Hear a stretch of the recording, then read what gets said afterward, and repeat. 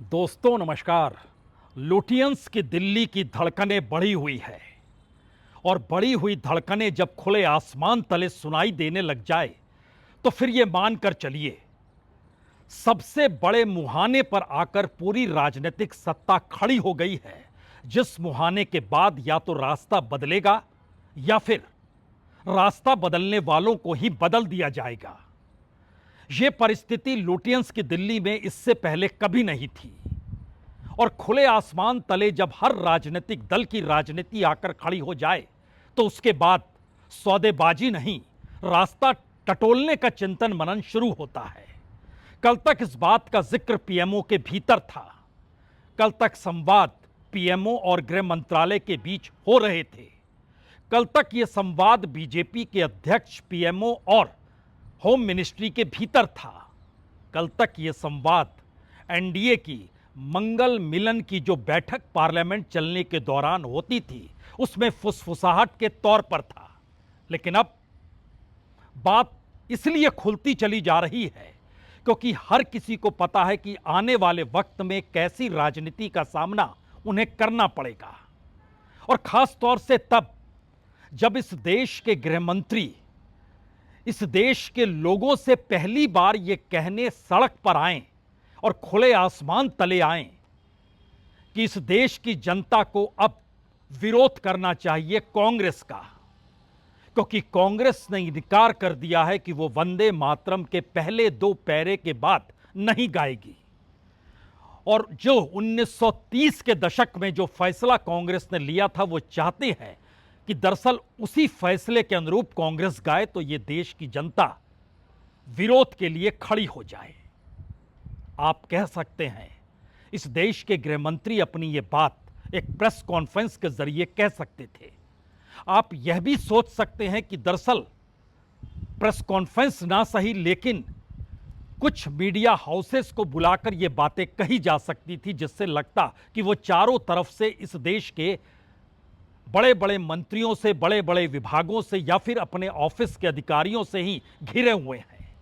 लेकिन वो सन्नाटे में गए, एक पेड़ की छांव में गए, वहां पर उन्होंने संबोधन दिया। उस संबोधन के आश्रय पहली बार देश की जनता से मैसेज था, आप विरोध कीजिए, क्योंकि भारत का विभाजन, भारत का बंटवारा, भारत के स्वतंत्रता आंदोलन का दौर, उस दौर में कांग्रेस ने धोखा दे दिया और इस दौर में भी कांग्रेस धोखा दे रही है। उस वक्त हम नहीं थे लेकिन इस वक्त तो हम हैं, तो क्यों नहीं एक दूसरी आजादी की लड़ाई जनता लड़ ले। कुछ ऐसा ही मिजाज गृह मंत्री का था। ऐसा मिजाज गृह मंत्री का क्यों आया सामने, और वो कौन सी परिस्थिति है जिसमें बाकायदा एनडीए के सहयोगी यानी बीजेपी के सहयोगी दलों के भीतर से एक मैसेज है। विशाखापट्टनम में आरएसएस की बैठक चल रही है, उसके भीतर यह मैसेज है। आप जेनजी को नहीं समझ पाए, आप इस देश के उस मिजाज को नहीं समझ पा रहे हैं कि यह देश अब क्या चाहता है। आप अभी भी ये मानकर चल रहे हैं कि आप मंत्री पद पर बैठे हैं तो जो भी निर्णय आप जिस भी तरीके से लेंगे उसको आप लागू करा लेंगे। यह देश अगर सरफिरोशी के साथ जेनजी के जरिए खड़ा होगा तो फिर आने वाले वक्त में आप किसे कैसे किस रूप में रोकेंगे। यह सवाल किसने उठा दिया? इस सवाल के आश्रय पहली बार यह चिंतन मनन क्यों होने लगा, अगला गृह मंत्री किसे बनाया जाए। और उसके बीच ही राहुल गांधी ने कल कांग्रेस वर्किंग कमेटी के भीतर यह फुसफुसा कर क्यों कह दिया प्रधानमंत्री मोदी का भी उत्तराधिकारी खोजा जा रहा है। इससे पहले उन्होंने कहा था पीएमओ से उनके पास फोन आ जाते हैं, जानकारी मिल जाती है, वहां रिवोल्ट की स्थिति है। इस बार उन्होंने कहा उत्तराधिकारी खोजा जा रहा है, और उसके बीच फुसफुसाहट नहीं शब्दों के आश्रय निकल कर आया कि गृह मंत्री इससे पहले अटल बिहारी वाजपेयी की सरकार के दौर में वाजपेयी की आर्थिक नीतियों को लेकर जब हंगामा मचा था तो याद कीजिए उस वक्त वित्त मंत्री यशवंत सिन्हा हुआ करते थे, जसवंत सिंह रक्षा मंत्री थे, इतना ज्यादा दबाव पड़ा कि एक झटके में रक्षा मंत्री वित्त मंत्री हो गए, वित्त मंत्री रक्षा मंत्री हो गए। यानी यशवंत सिन्हा की जगह जसवंत सिंह और जसवंत सिंह की जगह जसवंत सिंह यशवंत सिन्हा की जगह चले गए। तो मंत्री पद संभालना या अपनी साख को बचाना, क्या इस दायरे में ये बातें उठने लगी है? ये बात सहयोगी भी उठा रहे हैं, ये बात संघ के भीतर भी है। संघ जिस चिंतन मनन में शामिल है उसमें तो बीजेपी के अध्यक्ष नितिन नवीन भी पहुंचे।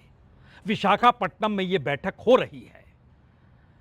ऐसी स्थिति आ क्यों गई है और ऐसी स्थिति के मतलब मायने इस दौर में भारत के राजनीतिक घटनाक्रम में क्या होने वाले हैं? हमें लगता है पहले आपको विशाखापट्टनम लिए चलते हैं, वहां की तस्वीर एक देख तो लीजिए।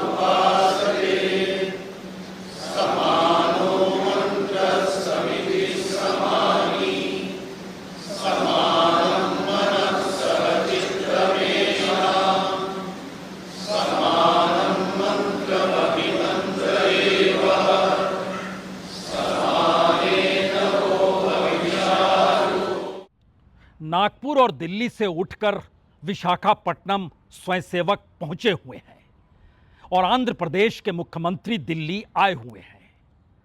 साउथ जोनल की बैठक हो रही है। गृहमंत्री ही बैठक की अगुवाई कर रहे हैं। उस बैठक में डीके शिव कुमार भी हैं, चंद्रबाबू नायडू भी हैं, विजय भी हैं, केरल के भी मुख्यमंत्री की मौजूदगी है। यानी एक मैसेज है ये। क्या यह संभव है कि एक बैठक के भीतर गृहमंत्री अगुवाई कर रहे हों और गृहमंत्री को लेकर सहयोगियों के भीतर से यह सवाल उठने लग जाए? नीट की परीक्षा या एजुकेशन का मसला तो चंद लाख लोगों तक सिमटा हुआ था। नीट 12 लाख के दायरे में था, सीबीएसई 18 लाख के दायरे में था। छात्रों की स्थिति 1.5 करोड़ 2 करोड़ उस दायरे में आ जाती है। इस देश में हर बरस बेरोजगारी बढ़ती हुई करोड़ों छात्रों की जरूर है, लेकिन पूरे देश के भीतर गृह मंत्रालय की भूमिका को लेकर अगर गृह मंत्री पार्लियामेंट में कुछ नहीं कहते हैं, पार्लियामेंट के बाहर वो तमाम बड़ी बातों का जिक्र, चाहे वो महाराष्ट्र जाएं, चाहे तमिलनाडु जाएं, चाहे पुडुचेरी जाएं, चाहे आज साउथ जोनल बैठक में बैठकर चाहे नाश्ता पानी ही क्यों ना हो रहा हो, लेकिन गृह मंत्रालय के आसरे नहीं बल्कि गृह मंत्री की पहुंच और पकड़ इस दौर में प्रधानमंत्री मोदी के बात की है। यानी अमित शाह का रुतबा, उनका कद और उनकी राजनीतिक समझ और उनकी बिछाई गई बिसात पर ही हर कोई चल रहा है और इस बार वही कटघरे में खड़े हो चुके हैं। कैसे घेराबंदी हो सकती है? एक तरफ गृहमंत्री खुलकर कहते हैं वंदे मातरम, कांग्रेस 2 स्ट्रेंजा गाएगी तो इस देश की कानूनी कार्रवाई शुरू हो जाएगी और देश की जनता खड़ी हो जाए। और कांग्रेस कह रही है कि कोई ऐसा शख्स इस देश में आप तैयार तो कर लो, बीजेपी ही तैयार कर ले जो 6 स्ट्रेंजा को गाए और उस दौर में वह स्वतंत्रता संग्राम से जुड़ा था। यह उसकी पहचान थी। इस वक्त आप किस रास्ते निकलना चाहते हैं? यानी मनमर्जी चलेगी। और शायद इसका दूसरा रूप आज राहुल गांधी ने स्वराज पर चिंतन मनन करते हुए यह कहते हुए दे दिया कि स्वराज का मतलब स्वयं होता है, स्वयं पर राज। उसमें कोई बंदिशें नहीं लगाई जाती है, लेकिन बीजेपी या कहें संघ परिवार बंदिशें लगाना चाहता है। यहां तक कि प्रधानमंत्री भी खड़े हो जाते हैं और खुद ही कहने लगते हैं कि मैंने इस देश के छात्रों को माफ कर दिया। वो छात्र जो स्वराज को जी रहे हैं वो अपनी इच्छा अनुरूप कुछ भी कहते हैं तो वह भी बर्दाश्त कर पाने की स्थिति में मौजूदा राजनीतिक सत्ता नहीं है। स्वराज मेरा जन्म सिद्ध अधिकार है और मैं इसे लेकर रहूंगा, यही तो कहा गया था तिलक के जरिए और यही तो नायक हैं आरएसएस के, और आरएसएस ही बंदिशें लगा रही है। वो चाहती है कि इस देश में स्वयं पर राज भी खत्म हो जाए। यानी एक तरफ सिर्फ और सिर्फ छात्रों पर हुए लाठीचार्ज, पैलेट गन, AK-47, लाठियों पर लगी हुई कील से छलनी छात्रों की पीठें, पांव, शरीर, और उस पर देश के गृह मंत्री की खामोशी, कुछ नहीं कहना। यानी इससे पहले एनडीए के भीतर का यह सवाल था कि इस देश में छात्रों को लेकर या जेंजी के सवालों को लेकर आपको जवाब देना पड़ेगा, और उस जवाब का परिणाम यह आया कि धर्मेंद्र प्रधान का इस्तीफा हो गया। जो 12 बरस में कोई लेने को किसी का इस्तीफा तैयार होता नहीं था, ले लिया गया। अब सवाल यह है कि पहली बार अगर गृह मंत्री के जरिए गवर्नेंस फेल नजर आने लगी हो, अगर गृह मंत्री की खामोशी पार्लियामेंट चलने नहीं दे रही हो, अगर गृह मंत्री जो वक्तव्य जिस तरीके से दे रहे हैं वो महत्वपूर्ण तो दूर, उस पर कोई ध्यान भी देने की स्थिति में नहीं आ रहा है, तो इसके मतलब बहुत साफ है, अब आपको बदल देना चाहिए। तो क्या यह सवाल है कि पहली आवाज कौन उठाए बीजेपी के भीतर से, और यह आवाज संघ के भीतर से भी क्यों आने लगी, या फिर सहयोगियों ने इस बात का जिक्र कैसे कर दिया? एक और मीटिंग आपको दिखाते हैं दिल्ली के भीतर की, तब कुछ चीजें और साफ होंगी। साउथ जोनल बैठक है, गृह मंत्री बैठे हुए हैं, उनके बगल में चंद्रबाबू नायडू एक तरफ है, दूसरी तरफ विजय हैं, चंद्रबाबू नायडू के बगल में DK शिव कुमार बैठे हैं। ये तमाम लोगों की बैठक, जो साउथ के जो तमाम मुख्यमंत्री हैं उनकी मौजूदगी है इस बैठक के भीतर, और आवाज इसी दौर में उठ रही है कि गृह मंत्री को बदल दीजिए। सुन तो लीजिए या देख लीजिए पहले इस दृश्य को।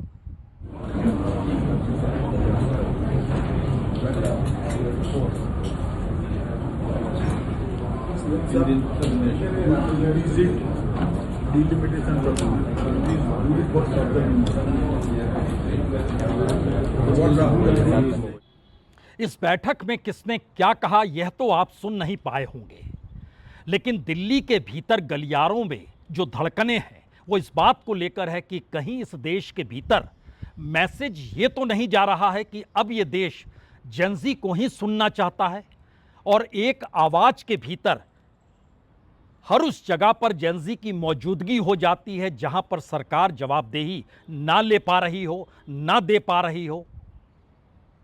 जेंजी को लेकर अचानक इतना जज्बा क्यों उभर कर आ गया? हालांकि बीजेपी के भीतर के तर्क यह भी दिए जा रहे हैं कि दरअसल जेंजी एक बुलबुला है जो फूट जाएगा, लेकिन दूसरी धड़कन यह भी कह रही है कि 38 से 39 करोड़ ये वोटर होंगे 2029 में, और इतने वोट तो कभी किसी पॉलिटिकल पार्टी ने पाए ही नहीं है इस देश के भीतर, और सभी अगर एक साथ एकजुट हो गए तो आप क्या करेंगे? तो क्या आप इसमें उससे पहले क्रैक ला सकते हैं, इनको तोड़ सकते हैं? नहीं तोड़ सकते हैं। क्यों? क्योंकि वो जिन मुद्दों को उठा रहे हैं उन मुद्दों में वो सरकार से ही पूछ रहे हैं कि बताइए आप क्या करेंगे, कैसे ठीक करेंगे स्कूलों को। आप हर जगह धमकी देते हैं, पुलिस प्रशासन को लगा देते हैं, इससे काम नहीं चलेगा, क्योंकि इस दौर में हो सकता है कुछ लोग शहीद भी हो जाएं। इस बात का जिक्र क्यों हो गया? बांकुरा में CGP का कार्यकर्ता, उसके पिता की पिटाई के बाद उसकी मौत हो गई, और सिर्फ एक आवाज लगाई गई राजस्थान से, CGP के एक प्रवक्ता ने आवाज लगाई। अब हम लोग जाएंगे बांकुरा। हम आपको 2-3 दृश्य दिखलाते हैं, इससे आप जरा समझ पाएं कि इस देश के भीतर की हलचल क्यों गृह मंत्री की कुर्सी को डिगा रही है, या सत्ता सरकार के भीतर हलचल पैदा किए हुए है, या फिर कांग्रेस वर्किंग कमेटी में राहुल गांधी क्यों कह देते हैं कि अब प्रधानमंत्री मोदी का उत्तराधिकारी खोजा जा रहा है। दरअसल उत्तराधिकारी कभी इस रूप में नहीं खोजा जाता है कि यह X है और यह Y है। खोजा इस रूप में जाता है कि वो कौन सा शख्स होगा जो इन मुद्दों को समझ पाए, क्योंकि पहली बार जो लकीरें खींची गई वो लकीर बेमानी हो रही है, और उसका सबसे असल चेहरा तो आज तब आ गया जब इस देश के भीतर यह सवाल हो गया, जो वंदे मातरम गाए वो राष्ट्रभक्त, जो नहीं गा पाए वो देशद्रोही। यानी एक ऐसी परिस्थिति में है कि एक गीत को लेकर जो इस देश के भीतर सम्मान था, वो सम्मान से ज्यादा कानून की भाषा के तहत देशद्रोही और देशभक्त देने की स्थिति में आकर खड़ा कर दिया गया। और गृहमंत्री खुद कैमरे के सामने है। एक अकेला कैमरा, एक पेड़, एक आसमान, उसी के नीचे सन्नाटे में वो इन बातों का जिक्र कर रहे हैं और इस देश की जनता से आह्वान कर रहे हैं। तो इस देश की जनता क्या चाहती है, हमें लगता है इसके लिए आपको इस देश के भीतर के जेनजी के जरिए निकले हुए उन चेहरों को अब जरा समझने की जरूरत होनी चाहिए। हम उनकी बातों को सुनाएं छोटे छोटे हिस्से में, उससे पहले एक तस्वीर आएगी आपके सामने।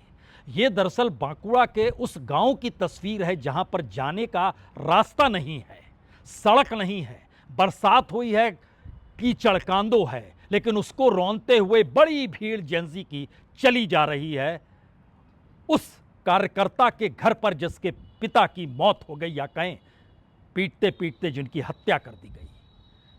और मैसेज दिया जा रहा है उसके बाद आप कितनों को क्या क्या करेंगे इसका कोई मतलब नहीं है। एक खत्म होगा दूसरा खड़ा हो जाएगा। ये मैसेज जो है कहीं मौजूदा सत्ता को डिगा रहा है, कहीं उसके पीछे खड़ी उस संघ की सोच को डिगा रहा है, कहीं इन सारी परिस्थितियों के भीतर जो सत्ता की कमान 12 बरस से थामे हुए थे, क्या वाकई इसीलिए अब उत्तराधिकारी की खोज हो रही है?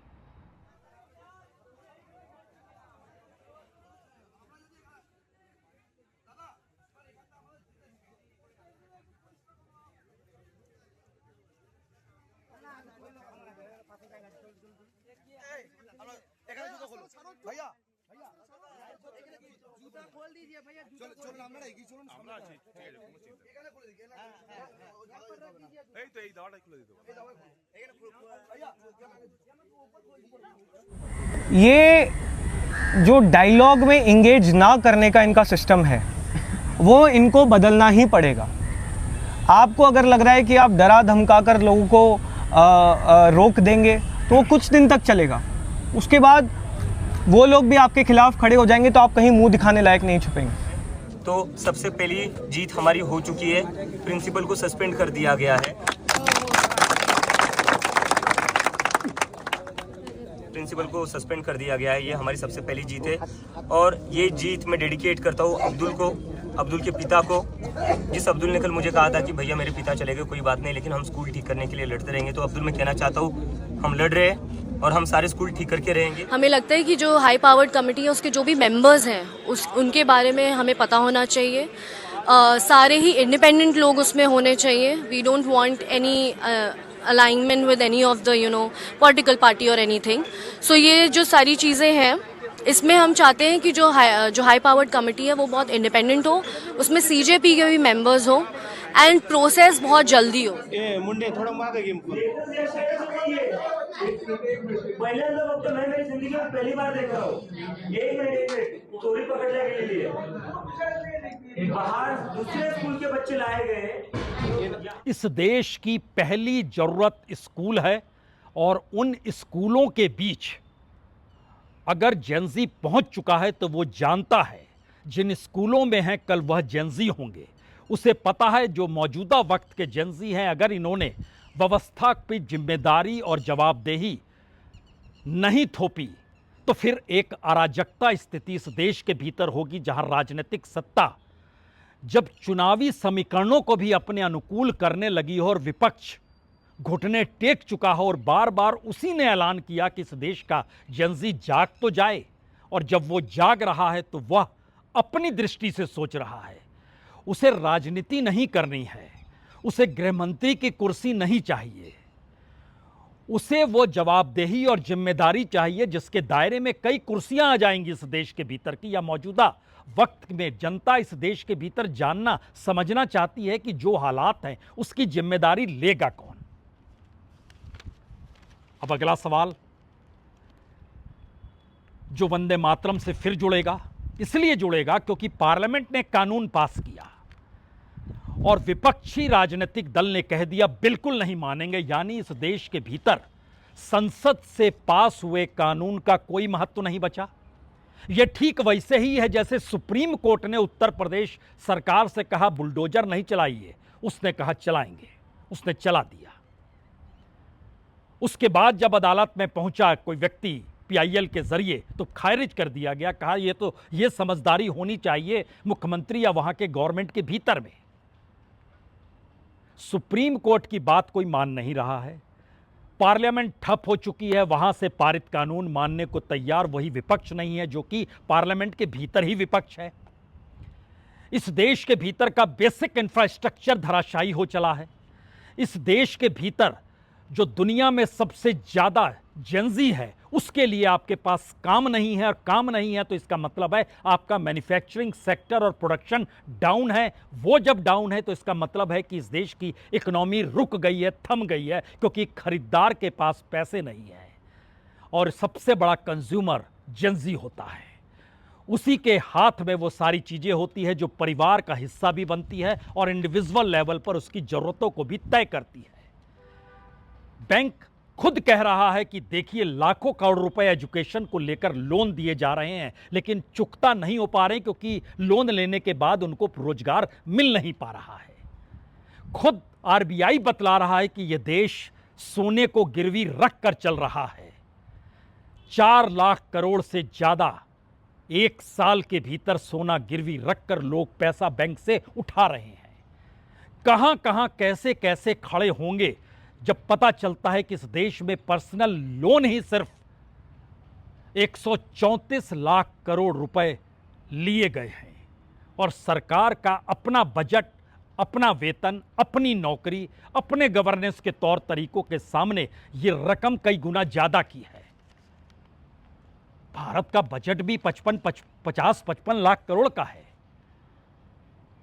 तो क्या सत्ता फेल हो चुकी है और इसका एहसास होने लगा है? इसीलिए राहुल गांधी अब खुलकर यह कहने से चूक नहीं रहे इस प्रधानमंत्री को जाना होगा। इसीलिए सहयोगियों के भीतर से वो आवाज उठ रही है कि इस तरह से गवर्नेंस और फेल नजर आएगी अगर गृहमंत्री अमित शाह पद पर बने रहे। इसीलिए संघ के भीतर विशाखापट्टनम में भी फुसफुसाहट है, रास्ता तो निकालिए अन्यथा मुश्किल हो जाएगी। क्या यह सब कुछ इसीलिए हो रहा है? राहुल गांधी जब आज स्वराज का मतलब समझा रहे थे और उस स्वराज का राग जपते जपते बीजेपी और आरएसएस ने कई मौकों पर नारे लगाए और आज उस परिभाषा में खलनायक के तौर पर संघ और बीजेपी ही खड़ा है या प्रधानमंत्री ही खड़े हैं, जो कह रहे हैं कि स्वराज में आपका अपना कुछ भी नहीं, सब कुछ हमारा, हमारे इशारे पर चलिए। सुनिए जरा। स्वराज हिंदुस्तानी शब्द है और इसमें जिम्मेदारी होती है, यह सोचने का तरीका है और यह एक इंडिविजुअल प्रोजेक्ट है। मैं आपको स्वराज नहीं दे सकता। मैं कुछ भी कर लूं, वेस्टर्न सिस्टम में मैं आपको फ्रीडम दे सकता हूं कि भैया आप जेल में नहीं हो, मैंने फ्रीडम दे दी। स्वराज नहीं दे सकता, क्योंकि स्वराज आपकी पर्सनल रिलेशनशिप संसार के साथ जो होती है वो स्वराज है। मैसेज सिर्फ 2 ही है। संविधान है, लेकिन संविधान के हिसाब से सरकारें नहीं चल रही है, यानी कानून का राज इस दौर में गायब हो गया है। और दूसरा मैसेज है कि इस कॉन्स्टिट्यूशन और लॉ से हटकर व्यक्ति अपने आप की स्वतंत्रता जो चाहता है, अपने सोचने समझने के हिसाब से वो जो प्रतिक्रिया देता है, उस पर भी रोक लगाने की परिस्थिति और उस पर भी जंतर मंतर पर पिटाई हो जाती है। और जिस विभाग के दायरे में ये आता है उसके मंत्री खामोश क्यों रहते हैं? उन्हें जवाब क्यों नहीं देना होगा? कॉन्स्टिट्यूशनली भी जवाब देना होगा और सामान्य परिस्थिति में भी जवाब देना होगा। यहां पर 5 पॉइंट्स पर जरा गौर कर लीजिए पहले, उसके बाद बताएंगे स्थिति सबसे ज्यादा गृहमंत्री की नाजुक क्यों है और गृहमंत्री ने जो कहा आज वो ऐसा क्यों कहा। पहली बात, इस देश के भीतर जो प्राइवेटाइजेशन है और जो मोनेटाइजेशन है, उसका लाभ इस देश के भीतर के नागरिकों को जो रोजगार या वेतन के जरिए मिलता था, वह बीते 12 वर्षों में घटते घटते यानी लगभग 32% इस देश की जनता के साथ जुड़ता था। जो घटते घटते घटते घटते 8% पे आ गया है। 8%। आप सोच रहे होंगे पब्लिक उपक्रम खत्म हो गए, सार्वजनिक उपक्रम खत्म हो गए, नेटवर्थ प्राइवेट सेक्टर का कैसे बढ़ गया। सारे जोड़ तोड़ करने के बाद हमारी टीम ने ये आंकड़े निकाले। दूसरी बात, इस देश के हर इंस्टीट्यूशन पर जो सरकार ने कब्जा किया, उस कब्जे के पीछे कोई मेंटल एस्पेक्ट नहीं है, सिर्फ कैपिटल एस्पेक्ट है, पूंजी और मुनाफा। इस देश की प्रीमियर इंस्टीट्यूशंस, उनके लिए भी सरकार के पास बजट नहीं है। अगर आप दिल्ली में हैं तो दिल्ली यूनिवर्सिटी को भी सरकार बजट दे पाने की स्थिति में नहीं है। वहां के तो कॉलेजेस तक को कह दिया कि अपने परिसर में आप कुछ कुछ किराए पर दे दीजिए। पीएचडी के लिए पैसा नहीं है, पीरियोडिकल्स जो मंगाए जाते हैं उसकी भी रकम नहीं है। प्रिंसिपल्स जिस लिहाज से चल रहे हैं उनको पता है कि सिर्फ किसी भी तरीके से बजट निकालना है, वेतन देना है। तीसरा सवाल, इस देश के बेसिक इंफ्रास्ट्रक्चर पर जो पूरे तरीके से मुनाफे पर टिका हुआ है, उसमें पहली बार इस देश की जो वसूली होती है टैक्स से हटकर, यानी कहीं आप जा रहे हैं तो आपको टोल देना है, सरकार ने कुछ सोच लिया तो उसके बाद आपको सेस देना है। यह स्थिति आजाद भारत में मौजूदा वक्त में सबसे ज्यादा है। और अगर इसको आप एक सीधी लकीर खींचते हैं और वो लकीर अगर 20% पर खड़ी थी तो इस वक्त वो लगभग 52% तक जा चुकी है। ये वसूली इस रूप में इस देश के उन लोगों से हो रही है जो इस देश के बेसिक इंफ्रास्ट्रक्चर को यूज करते हैं। वो मोबाइल का डाटा हो सकता है, वो कम्युनिकेशन का कोई भी हिस्सा हो सकता है, वो सड़क हो सकती है, वो रेलवे हो सकती है, कुछ भी हो सकता है। और चौथा बड़ा सवाल, इस देश को पांव पर खड़े ही नहीं होने दिया जाए, इसके लिए जो लाभार्थी योजना है और इस देश के भीतर जिनके पास पैसा है वह भी कॉम्पिटिटिव युग में ना जाएं, उनको भी अपना लाभार्थी कैसे बना लिया जाए। जो मित्रों को एनओसी दिया जाता है हर फील्ड का लेकर, वह इस दौर में परसेंटेज के लिहाज से बढ़ते बढ़ते बढ़ते बढ़ते बढ़ते बढ़ते 72% तक पहुंच चुका है। यानी आप चाहकर भी जनता को खड़ा नहीं कर पाएंगे। तो और पांचवा सवाल आज गृहमंत्री द्वारा उपयोग में लाए गए उस शब्द से जुड़ा है जो बहस हो रही थी वंदे मातरम को लेकर, जिसमें गृहमंत्री ने कहा कि 1937 में कांग्रेस ने जो फैसला लिया उसे प्रधानमंत्री मोदी ने सुधारा है। राष्ट्रगीत के 2 टुकड़े कर मुस्लिम तुष्टीकरण अपनाया गया था, 2 राष्ट्र सिद्धांत को मजबूती मिली और आगे चलकर देश का विभाजन हो गया। केसी वेणुगोपाल ने कहा वंदे मातरम स्वतंत्रता संग्राम का हिस्सा था जो कि सीडब्ल्यूसी ने कल पास किया और ये हमारे लिए भावनात्मक मुद्दा है। बीजेपी इस पर राजनीति कर सकती है क्योंकि उसने स्वतंत्रता संग्राम में हिस्सा नहीं लिया। ये तो बहस की बात हो गई, लेकिन जो आखिरी इशू है वो बड़ा महत्वपूर्ण है जिसको आज गृहमंत्री ने एक पेड़ के नीचे एक अकेले कैमरे के सामने, एक अकेले माइक के सामने खड़े होकर बोल दिया। उन्होंने कहा देश की जनता को कांग्रेस के इस फैसले के खिलाफ आवाज उठानी चाहिए। यह देश बीजेपी चला रही है। इस देश के गृहमंत्री सबसे ताकतवर है, जिनके दायरे में पूरा पुलिसिया महकमा है, सुरक्षा का महकमा है। वह इस देश की जनता से ऐलान कर रहे हैं कि आप आइए और विरोध कीजिए। और ये देश की जनता जिन बातों को लेकर सड़क पर उतरी है उसका जवाब गृहमंत्री नहीं दे रहे हैं। यही सारे वो सवाल हैं जो आ चुके हैं कि क्या इस मंत्रिमंडल विस्तार में गृहमंत्री की कुर्सी खिसक जाएगी और उनको कोई दूसरा मंत्रालय दे दिया जाएगा और उस पर लिपापोती के लिए धर्मेंद्र प्रधान को बुलाकर फिर से कोई मंत्री बना देंगे, किसी दूसरे विभाग का सही। लेकिन हम हारते नहीं हैं। ये मैसेज सरकार के भीतर समाया हुआ है, अभी भी ये गायब हुआ नहीं है। यानी स्थिति अभी और आगे बढ़ेगी जो और खतरनाक रूप लेगी। देखिए, बात करते करते सूरज गायब हो गया और इन सब के बीच खुले आसमान तले शानदार हवा चलने लगी। तो खुले आसमान तले जब जब इस देश की राजनीति जुड़ेगी, जनता उसके भीतर से सवाल उठाएगी और जवाब देना होगा, अन्यथा कुर्सी खतरे में पड़ेगी।